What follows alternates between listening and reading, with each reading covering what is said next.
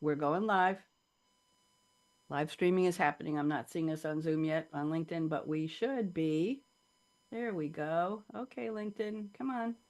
Bring it down. There we go. Okay, everybody wave hello to LinkedIn, wave hello to All right, Facebook, ready wave for the hello to feed? YouTube, wave hello to Voice. We're ready. Let's do All right, it. send the feed. Have a great show. Thank you.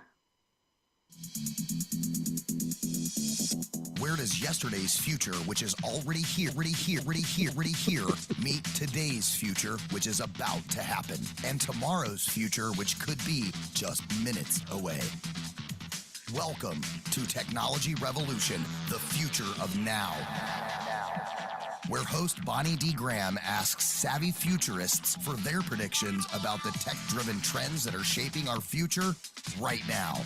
Here's your host, who will take us into the future of now, Bonnie D. Graham. Thank you to the wonderful voice who introduces me. We've got a real treat for you. We're going to have a drone visit flyover of the beaches of Argentina in just a minute. Yet this is, I think, part 99, part 120, I don't know, of the future of drones and AI. We're talking about the good stuff, the happy stuff, the opportunities, the benefits. That's where we're going to stick with our drones today. And Alex Bäcker is here, and he's got his drone ready, but I want to introduce my panel with my little opening poem first, and then Alex will take us. He will share us with a Zoom trip. So welcome, dear audience, to a world in flight, literally, right, Alex? Where drones and AI dance in a futuristic sight, in the realm of technology where dreams take wing, very literally today, for savvy futurists, their wisdom we will bring. Chuck Byers, wave hello, 100 plus patents, I've lost count, on the tech frontier. Innovator profound, creating without fear. Chuck Deere, there I added deer. Alex Bäcker, drizzard guru on drones, vast sea and beaches, navigating possibilities where visions roam free. Welcome, Alex. Martin Stenzig is back, a visionary in the tech domain. His insights unfold a futuristic refrain. You don't have to sing, Martin. And Chris Holmes, LiDAR, I'm so excited. LiDAR expert aligned with AI's show in the symphony of progress where dreams will grow. Chris, welcome back. With me, Bonnie D, and my red mic, your host and guide in this aerial ballet. Tiptoe, where exciting innovations collide and reside. Drones and AI, a duet in the sky, a harmonious dance as possibilities fly. Buckle up, dear audience, as we take flight, literally, on Technology Revolution Radio. Innovation shines bright.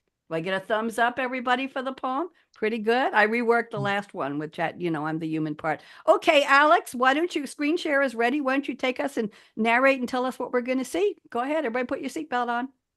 Excellent. Thank you. Can you see my screen? We can. Yes, we can. Super. So the Drizzt vision is our mission is to empower anyone to see anywhere. And we imagine a world where telepresence is a daily affair, where people can literally be anywhere in the world on demand at any time. And so that's what we are going to do today. We are going to go on a Drizzt. Drizzt is a word we invented and stands for drone visit. So I'm going to sign into my Drizzt account. Here we go. And this is available for all. And once I sign in, I choose my fleet. I'm going to choose the Drizzt fleet. And then I go ahead and search for anywhere in the world. I'm going to search for a place that is called, in Spanish, La Feliz, which stands for the happy city. And it is the primary resort in the Atlantic coast of Argentina. I'm going to zoom out first so that people can see where we are. So there you are. That's Argentina. That's South America. And you can see, there's the U.S. is up over there. You can see there's, drones in Europe and in North America and in Asia and in South America. We're going to go zoom back into Argentina, and you can see here on the Atlantic coast, we have Mar del Plata, and our drone is right there. So I'm going to click there. We have a few options. We can watch previously recorded flights. Anybody can watch in real time at the same time, but we will do the most fun, which is controlling the drone in real time. And so that's what's loading up now is the image from this drone. And there you go. You're seeing Mar del Plata right now. It's a beautiful sunny winter day.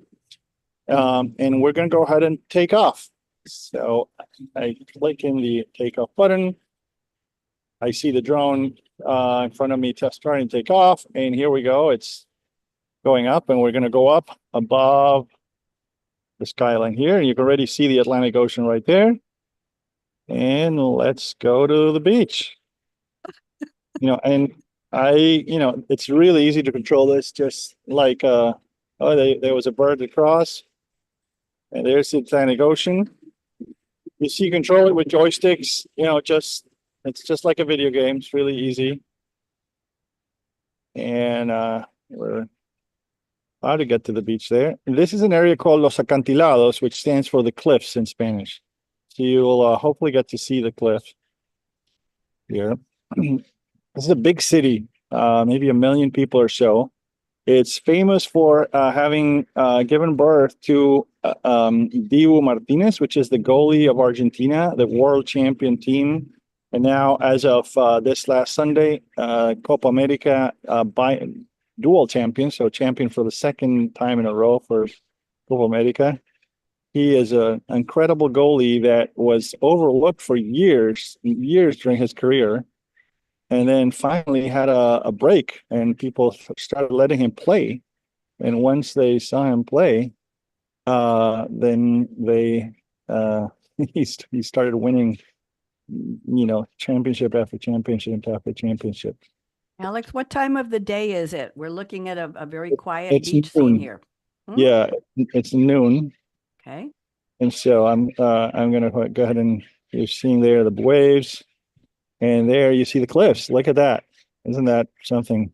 Beautiful. It's really beautiful. It's really pretty. Chris And has what is his the temperature there on a winter's noon Argentina? Right now I am wearing a sweater, I'm outside, and it's nice and comfortable and sunny. So I would say it's probably in the high 60s right now. In the evening, it'll get cooler. Chris has his beach shirt on, his flowered shirt. He might need a little jacket, Chris. We want to make sure you're okay. Yeah. All right. So I was just climbing these cliffs the other day. It's just beautiful. We can look in the other direction now. This And then is lovely. if the drone loses connection with the base at any time, then it'll just automatically come back home. So And there's what kind of altitude are we at right now, Alex, for your drone? You can see that on the left. It's at 20 something meters. And there, the city is actually in the distance. It's kind of like we're in the south of the city. So this is like where the suburbs end and the horses begin, sort of area. Yeah, so that's it. And this same, I could be flying this anywhere in the world from any phone or computer. So, and the drone has to be present at that physical location. Where do you store your drone when you're done showing this to us? Where does the drone go back to the roof of the house you started with, or where? That's a great question. So we're going to go back and show you. Actually, I'm going to go ahead and by the way, I can take photos, I can take video. So we can, let's take a little video here to show you as a memento. Although I know you're filming the whole thing, I guess. Absolutely, live streaming. Here we're recording now, and so I can use my joystick to control that and look at the waves. Beautiful. We see something of interest, we can zoom in like this. Any turtles hatching today? Last time you took us on a turtle hatching. Right, no turtles over here, no. But this is the site where Vito Dumas did his first circumnavigation of the globe at this latitude of 40 degrees south. He went from here to South Africa, and from South Africa to I'm going to go back home. So I'm going to return home. From South Africa to New Zealand, from New Zealand to Chile, then he went around the Cape of Good Horn and came back here. Our vision with Drizzt is to let people who own drones connect into the network and monetize their drones and start earning an income in dollars or euros, from the whole world to monetize their drone. So I like visiting the beach by drone without having to wear a bathing suit. Nobody say anything, please. Okay. That part of history has passed. This is very, very interesting. So where is the drone landing now? So the drone is coming back home where it took off from.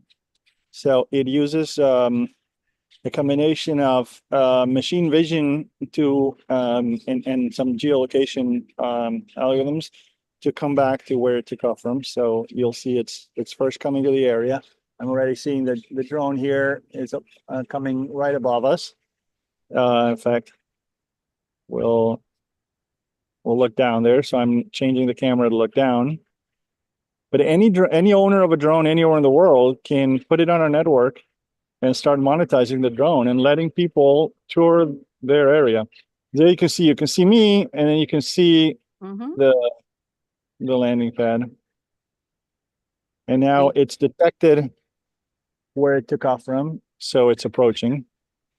And what does the message says? Precision landing canceling DJI. What does that mean? It means that it's detected the place it took off from, and it's landing right where it took off from. In fact, if you look at my screen, you can see the drone there. You can see it landing right there. If you look at my Zoom window, it just landed exactly where it took off from. You see? Lovely. Right in the middle of that target. Lovely. I see you. Nice blue sneakers there. Yes, exactly. Alex, thank you. Thank you. Thank you very much. Bring us back to your regular picture, and I want you to just do a quick introduction. Chuck, I'm going to leapfrog Alex ahead of you because of his drone treat we just had. Alex, give us a 2-minute update on who you are and what you do, just so people know, and then we'll go to Chuck and Martin and Chris for brief intros. Go ahead, Alex. Sure. So since we just did the flight, let me just start by saying that, anybody who wants to experience that for themselves can find it at Drizzt, which is DRISIT, as in drone visit, drizzt.com, or write to me at alex@drizzt.com, and we can set you up with this platform for your own drone. I was born and raised in Argentina, in Buenos Aires. I moved to the US to attend MIT. I moved to California to get a PhD at Caltech, and then became bitten by the California entrepreneurial bug, and have been an entrepreneur ever since. I started a search engine marketing technology company. Then I started a company called Futurists with the mission of eliminating waiting in line from the face of the earth, and saved hundreds of millions of people more waiting in line than all of recorded history. Then as part of this invention factory I started called Inventio, launched Drizzt with this vision, as I mentioned, of letting people see anywhere in the world on demand. So that is me. Thank you very much. Always happy to have you on the show. And rumor has it you're writing a book with one of my other regular panelists, Brian Mattimore. Just That quickly, is right. What's the book going to be called? Do you have a title yet? Our running title is A History of the Future. I love it. Oh, you got to come on. Got to come on the show when the book is ready. Thank you, Alex. Chuck Byers, another one of my regular. You've been all 99 parts of this Future of Drones and AI, I think, maybe before that. We just got so much to talk about, Bonnie. This is Chuck, amazing technology. Are we only up to 100 patents to your name? Where are we? Bring us up to date. 2 minutes, go. 135, some of them from the famous Bell Labs, Alcatel-Lucent, AT&T days. Many of them from the Cisco days, where I was a Cisco principal engineer working on all kinds of Internet of Things stuff.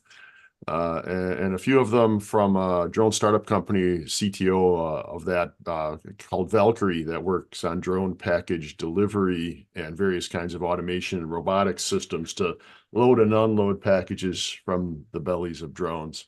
Right now, I serve as the CTO of the Industry IoT Consortium, and we're really out there looking for digital transformation, trustworthy Internet of Things, and how to use AI to manage all of these hundreds of billions of sensors and actuators that are really the nervous system of the planet. Hundreds of billions. That's a number I hadn't quite heard quantified like that in a while. Yeah, it's about 50 billion sensors in the world, plus or minus right now, depending upon how you count them. And by the end of the decade, it'll be over 100 billion sensors. Wow. Wow. And to think we were talking, 10, 15, 20 years ago about the Internet of Things and putting sensors in roads and putting sensors in all kinds of things in our normal daily lives and our travels, and now everywhere, interesting machinery and cities and all over the world. Thank you, Chuck. Thank you. How many more patents are you going to? We're only in July of 2024. How many patents are you planning on getting this year? I've never asked you that. I got a few in the percolator, but it really depends upon how fast the United States Department of Commerce and the U.S. Patent Office gets their act together. And they've got a little bit of a backlog, especially in the study areas where I tend to play. So I can't really predict. I'll make a call. It's okay. Nice. Thank you very much. Martin Stenzig, welcome back. This is like old home week here. Martin, what have you been up to? Talk to me.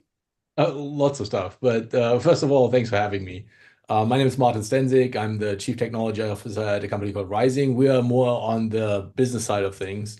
So we are utilizing business systems and interfacing business systems with all the stuff that we're talking about here today. So how do we use drones in order to feed and update information in business systems, especially the larger ones that companies are using. So that's one of the jobs I have. The second job is I'm the global head of what we're calling business technology platform for Wipro and Rising. So those are the two jobs. Keeps me plenty busy.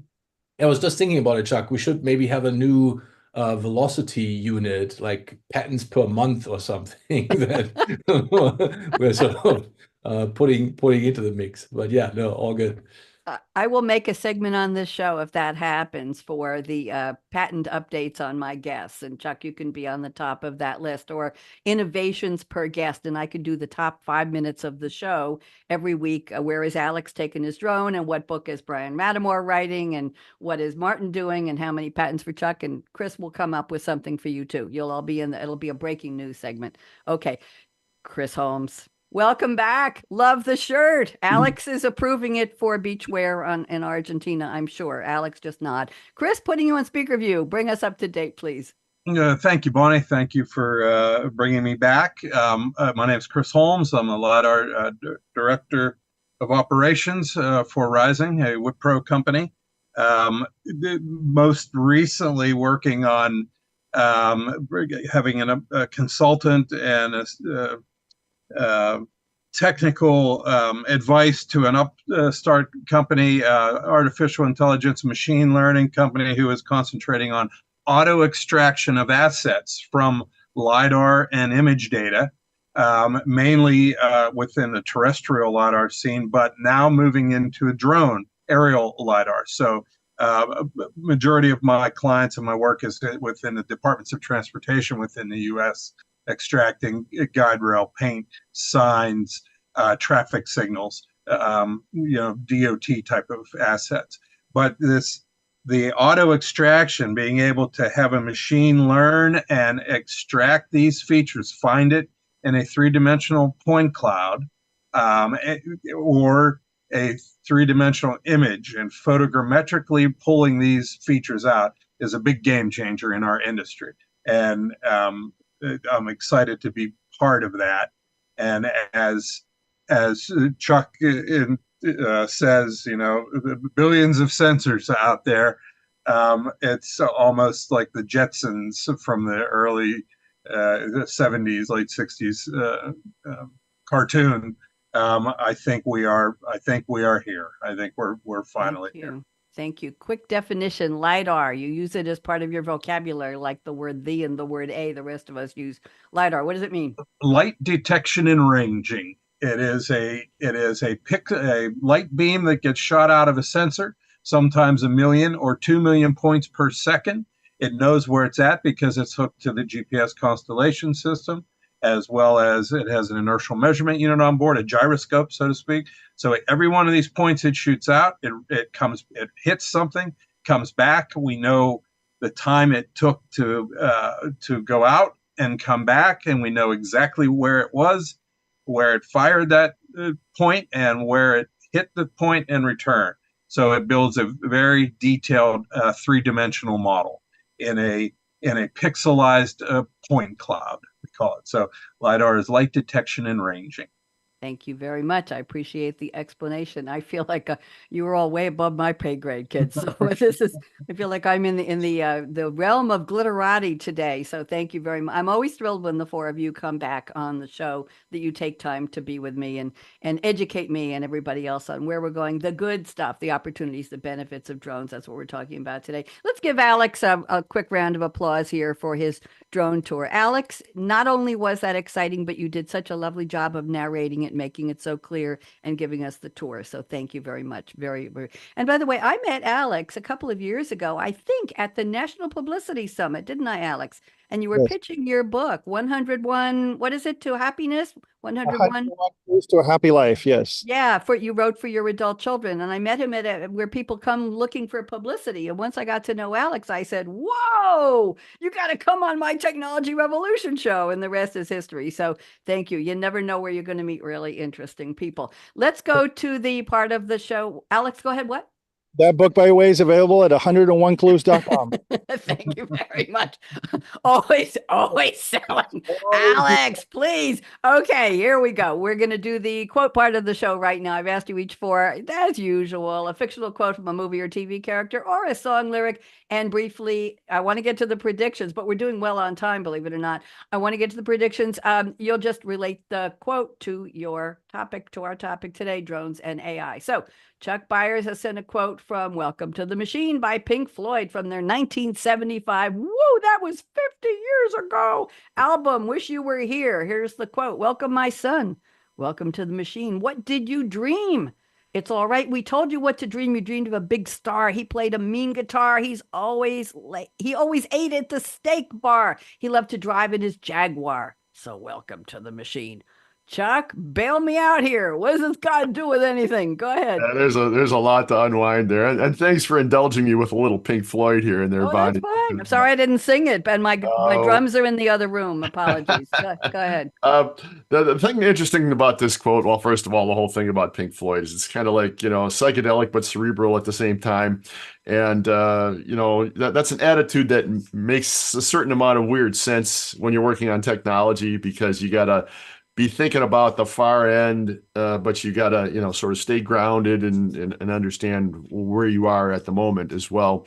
This particular one is, in my opinion, kind of AI centric, because it's really, the machine isn't just a computer that's trying to emulate a human brain. It's the entire planet, the entire web of the Internet of Things, the entire network that we use, wireless and wireline. And these drones are a really important component of that network and growing in importance every day. So I like the fact that Alex is showing us how they can be shared and well interconnected on a global basis.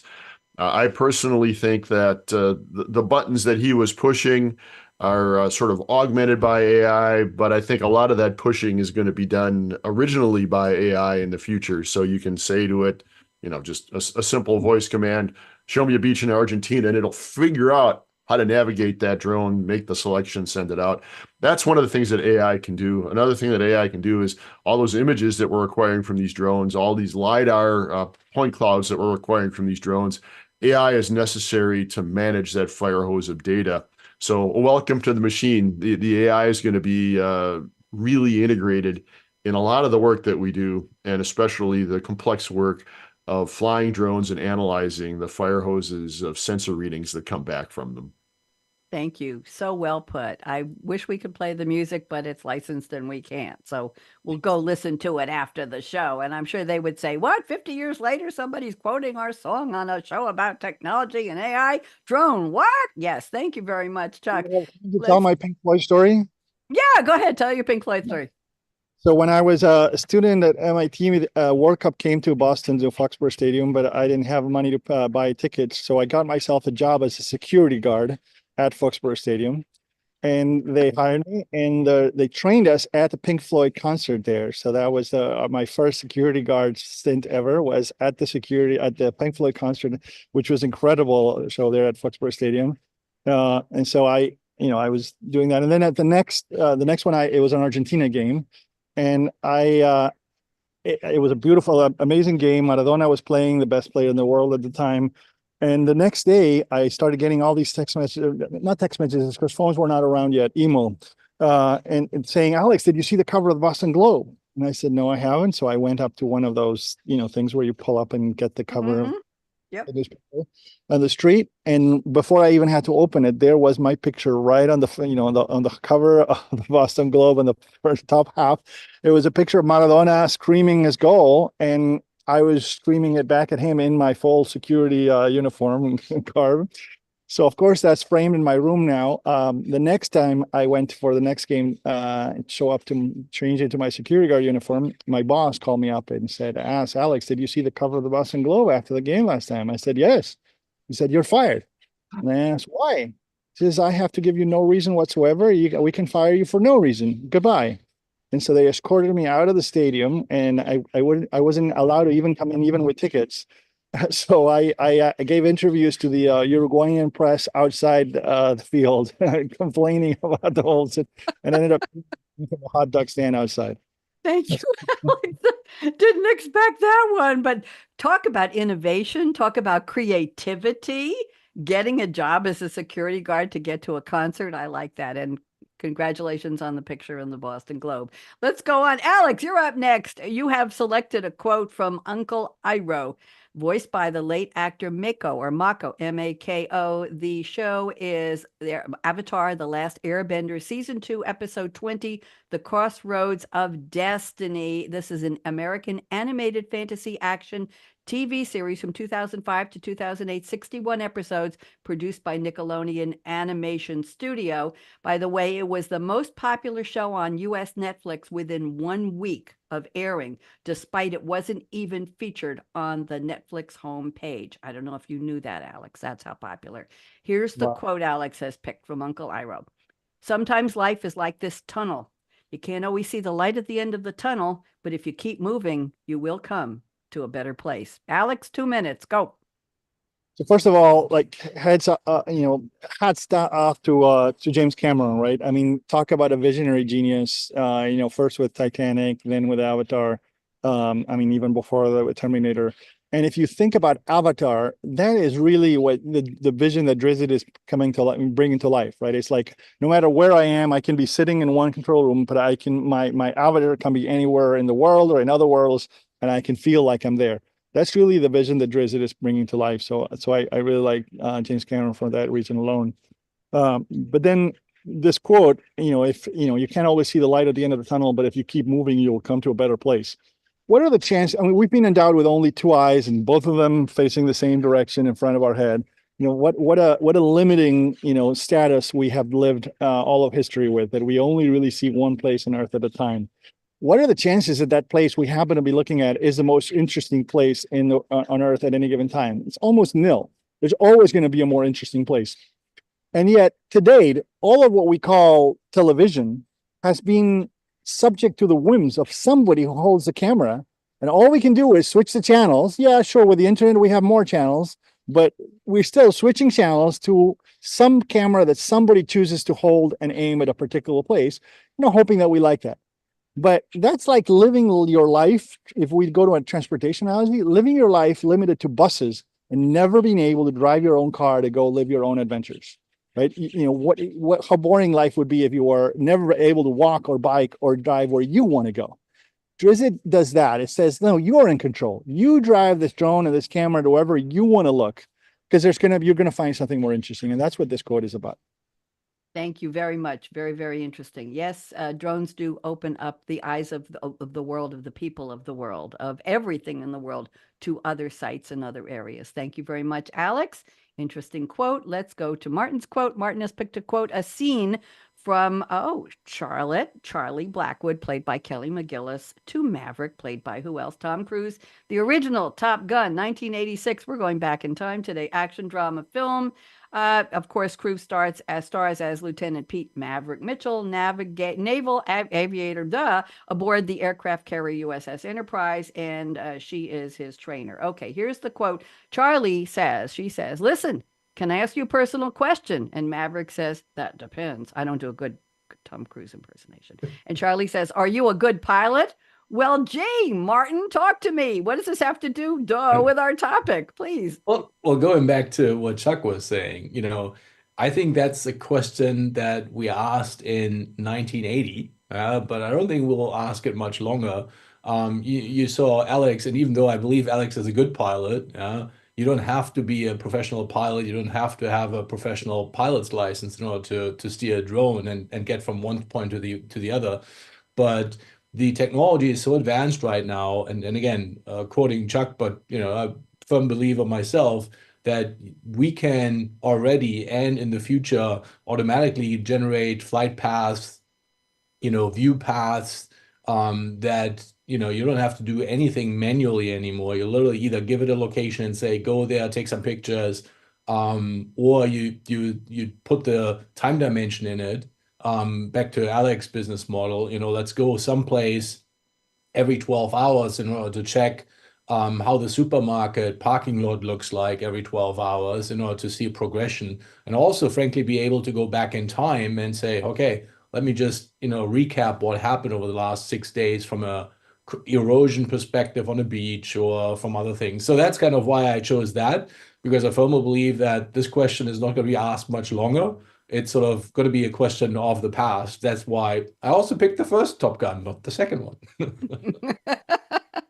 Thank you very much. I appreciate that. Good question. Chris Holmes, we're up to you. The quote you have picked is from a song by the late John Prine. This was released in 1978. Wow, are we looking back in history from his fifth album? I love the title of the album, Bruised Orange. That's something I Bruised Orange. typically won't Yeah. buy in the supermarket, but he named something. Yeah. Okay. Mary, he lived from 1946 to 2020, American singer-songwriter, country folk music, one of the most influential songwriters of his generation, signature blend of humorous lyrics about life, love, current events with social commentary and satire, and sweet songs and melancholy ballads. Let me see here. Interesting story about this song. He was introduced to Phil Spector by the LA Times writer Robert Hilburn. And they wrote, If You Don't Want My Love, which was a song with Phil Spector at his house. Here's a story. It happened on the way out the door. We'd been there 7 hours, joking, drinking. I was leaving at 4 a.m, and all of a sudden, Phil Spector sits at the piano, was getting my jacket on, hands me an electric guitar unplugged. I sit on the bench next to him. I played him, and here's the song you're quoting. That's the way the world goes round. And he really liked it. Phil Spector says, let's do this. We took the melody, we turned it inside out. As soon as he sat and had a musical instrument, he was normal, a plain old genius. I thought that was a lovely story about Phil Spector. Here is the line that you have selected. That's the way the world goes round. You're up one day, the next you're down. Okay, Chris, talk to us. Well, the day you requested the quote from me, it was interesting. I was working with a colleague, and they were flying a drone capturing a LiDAR project, 500 acres, and they had to make a map from it, contour mapping, and pull out all these special features within that. And I had suggested that. I said, in your 500 acres, that you're sure you're going to capture all that today, foolproof, flawless. Because when I started my drone program with my previous company, it was 2014. And every day you weren't sure if you were going to come back with usable data or not. There wasn't a whole lot of artificial intelligence involved. There was a very fickle software at the time. But so fast forward 10 years, and he says, yeah, we have 6,000 miles of flight line on this thing. It's a workhorse. And sure enough, that day it crashed. And it was recorded on a dash cam of their survey truck. So we're not sure why it crashed. But my point is, in 2014, I almost would have expected it. In 2024, it's a surprise. So the technology has certainly evolved. If you would have told me 10 years ago that we could have a drone in a box and say, go over and fly to the beach and come back, and record it and come back, and I'm just going to sit here and sip my tea. I said 10 years ago that this isn't a sport or a hobby for old men, the commercial drone acquisition side of things. But it has become a lot more foolproof. So the day I needed that quote from you, that just came into my head. Well, if they were one day you're up, the next day you're down. But I think there's going to be more days up than down moving forward. Thank you. Well, the quote was perfect, and I love the story about Prine and Phil Spector. So yes. I love my research. You know that. I love to research the quotes. and who would have, because I always thought Phil Spector was a big jerk, but apparently he wasn't sometimes, Sometimes. Some days you're up, and some days you're up, down. Some days you're down. There you go. Today he's up. There we go. Thank you, gentlemen, for the quotes. Appreciated. Let's get to our predictions. Now, I've asked each of you for a couple predictions on commercial/business drone use and personal use. I'm going to mix up where we're going with these predictions. So, Chuck, I picked a rather whimsical one from you, which is on the personal drone use side. I hope you don't mind. We're going to lighten this up a little bit. And then I picked a business one from Alex, and then I'll get one from Martin and Chris into the chat in a minute. So Chuck says autonomous drones will be programmed to function like aerial pets, sort of a cross between an iPod, a puppy, a falcon, and a talking parrot. This I want, Chuck. I've never expected anything like this from Chuck Byers with 135 and counting patents on the serious stuff. So, Chuck, go ahead and regale us. That's all I'll say. Chuck? Well, there's certainly a bunch of AI-powered robotic puppies. Sony's got a thing called Abo. There's bunches of them that are out there. And basically, they try to emulate dog behavior in an AI thing, and it learns. It understands what its master is doing. It builds what appears to be attachment to that master. It gets irritated if you ignore it, and so on. Think about, but it's kind of limited to, its four little legs and how far it can walk. It really can't even go up steps. Think about doing that in an aerial pet. So a thing that was kind of like a parrot that you could talk to. Let's say you're out walking in the park and you wanted to translate from English to Spanish. You could say, hey, parrot, talk to this person over here in Spanish and tell her I like her. And the drone would do that. And it would be sort of hovering over your shoulder. It would land when you told it to land. It would fly up when it told it to fly up. You can do things like iPods. You can say, hey, drone, go up and fetch me a picture of that waterfall from on high or whatever you were doing. You could also potentially use it as a falcon. Like let's say that I saw a chipmunk out eating my tomato bushes. I could say, hey, drone, go out and get that chipmunk, and it could do so, right? I mean, it might use non-lethal force to scare it away, or it could hypothetically have talons or something to actually snatch that chipmunk off my exactly. So that would be an example of entertainment, and then there are flocking and swarming behaviors of these things. So if you and 5 of your friends all had these robotic drones, you could build a sort of constellation of 6 drones that would fly around in concert with each other, doing something cooperatively. And the entertainment value of that would be just pretty amazing, I think. I guess I would probably use the thing as kind of like an iPhone on high. It would take the pictures that I wanted. It would have some sensors. It might know, might have opportunities to do various kinds of interactions with myself and with the other people around me and with the other drones on the ground and on the on high. So I think it's kind of an interesting opportunity for extending the entertainment. Right now, drone entertainment is kind of like flying stuff around just, to take pictures. There's drone racing that's really quite interesting as an entertainment possibility. This would be another level up from that, and I suspect it's inevitable. People are gonna people are gonna do it. You just remind me of something. It was, I think, the second YouTube concert I've seen in my life, and we're standing out there, and it wasn't dark yet, but you saw the background of the stage, and it had all these light bulbs in equal distance, and we couldn't figure out while it was light out what they're trying to do, because you could see through the background of the stage. When it got dark, though, suddenly those lights turned into a big screen. So think about this. Now you have individual drones that are essentially the light bulbs in a screen in red, green, and blue. So that would be an interesting effect to essentially have a screen projection. Is just take, 60,000 drones that are at the end of the day becoming a huge screen that you're projecting stuff out of, because each individual one is just selecting one of the colors. Yeah. So that's they're already doing drone light shows, and in fact, a few jurisdictions have outlawed fireworks, and they're using constellations of 500 drones to do an equally compelling, maybe not quite so thumpy presentation, but the animation is pretty amazing. I actually have an architecture on my notebook that instead of having an individual pixel on the belly of each drone, the drone has an array of maybe 4,000 things that look like kind of like golf balls hanging on strings, and you could actually fly a 3-dimensional constellation of those drones side to side, and you would have actually a volume 3-dimensional display that you could see if you had enough of them. It would be very cool. I'm ready to play Aerosmith's Dream On right now. Nice. By the way, there was a beautiful doe, a deer, a female deer, prancing through my yard the other day last week. And I was running from window to window to take pictures and videos.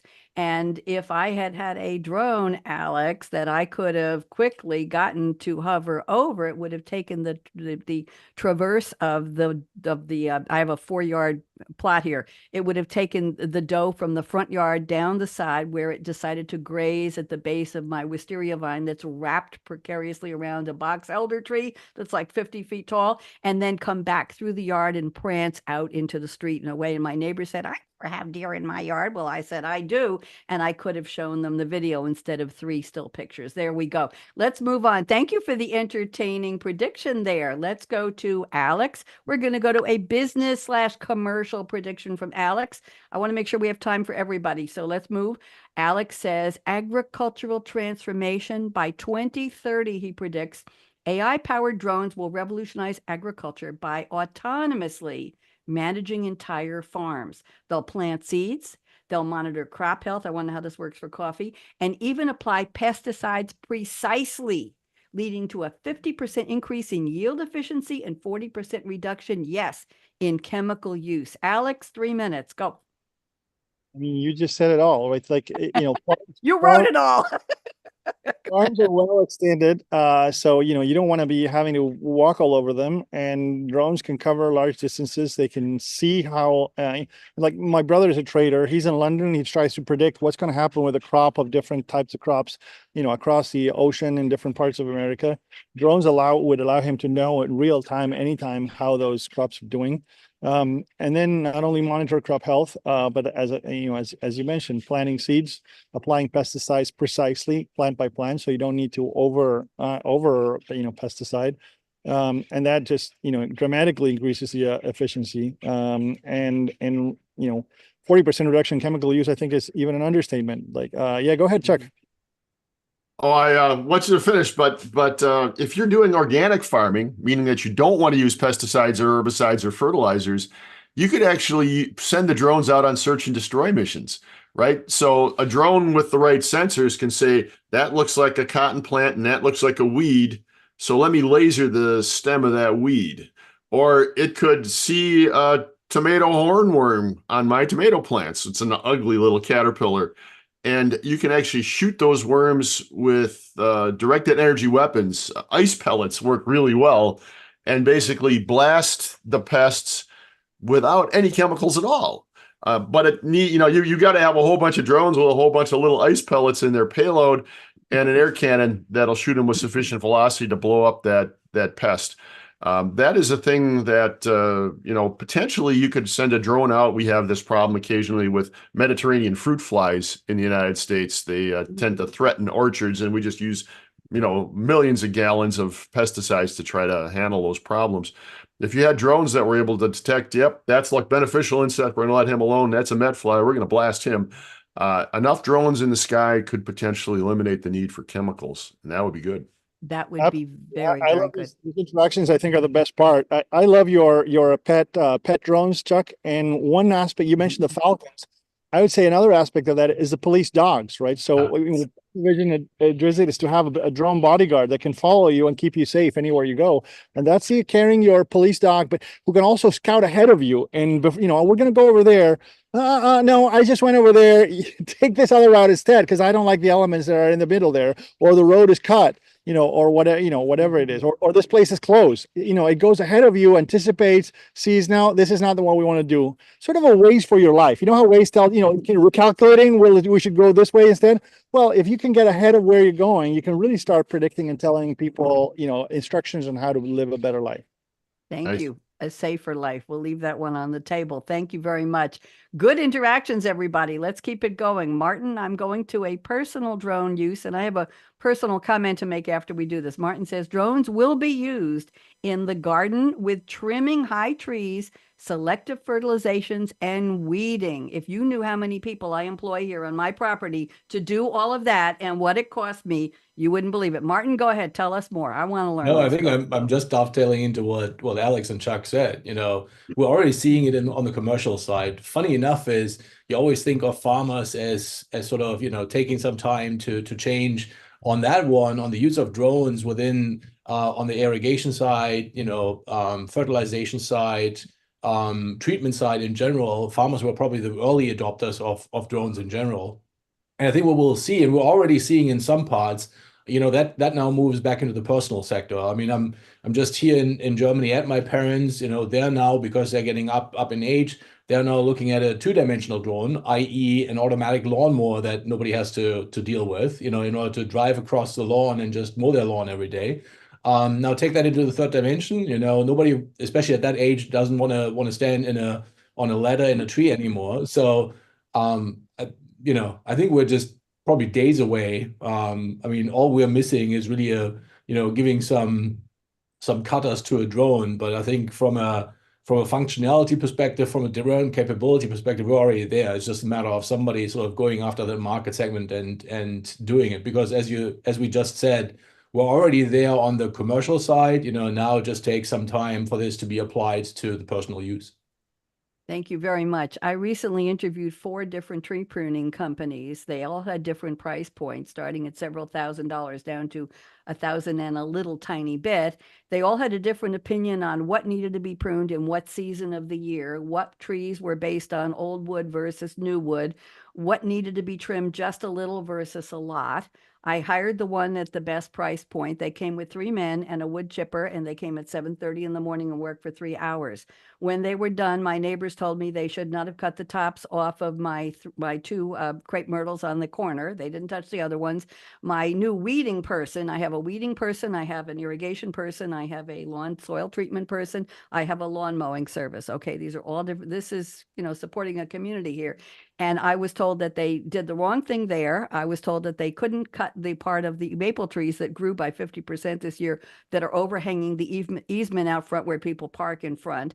I was told that they were wrong. I went back to the pruning guy and I said, why did you cut the tops off of my 2 crepes on that side of the yard? And he said, I've been doing this for 20 years. Trust me, it doesn't matter what season of the year. But the weeding lady told me it was perfectly wrong.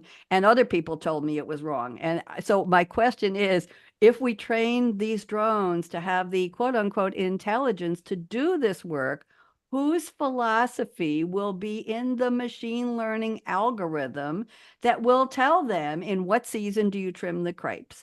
In what season do you trim the maples? In what season do you trim the wisteria that's hanging from the 50-foot tall box elder on the corner that all the neighbors want to have cut down that I refuse because it's healthy?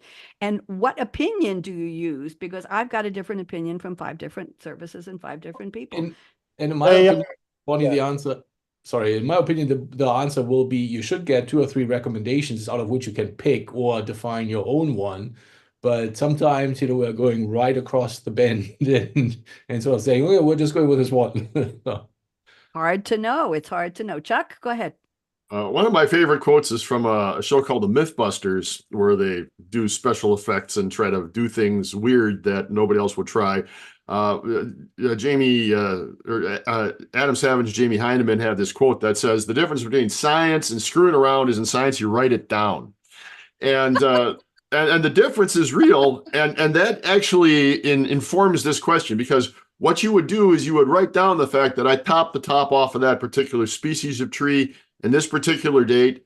You would record that, and then the AI would come back in a year, take a picture, and see, does the neighborhood look better or worse?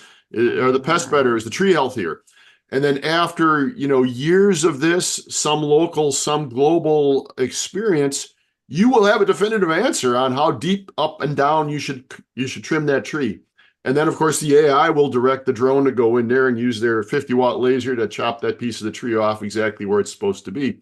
For now, it's the best opinion of the horticulturalists hopefully will be used to train the AI models that'll figure that out. But eventually, the feedback from previous operations will perfect the behavior of those AIs. As my grandmother used to say, you should live and be well. Live long and prosper. Alex, did you have a brief comment? Because I want to squeeze in a prediction from Chris here. Alex, you good? Okay. Chris, let's go to yours, and we're going to wrap up with this one. Chris says AI and I'm on a different one. Sorry.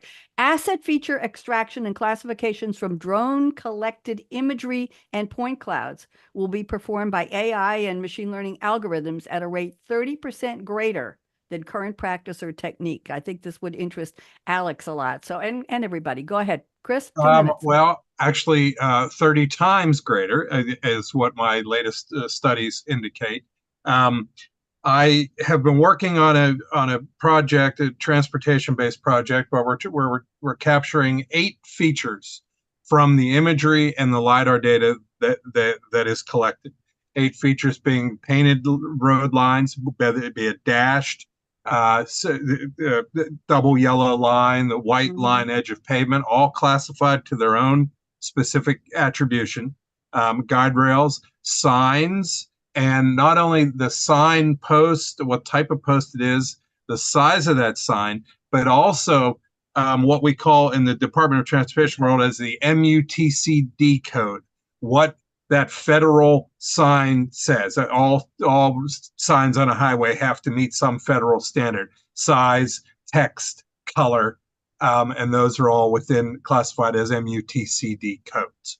So in a recent study, we had done an experiment where we used the same 8-mile stretch of road where we had collected it, what I'll say, refer to as longhand, the old-fashioned way, looking at that imagery and the LiDAR data and visually putting a point and then deciding what that point is visually.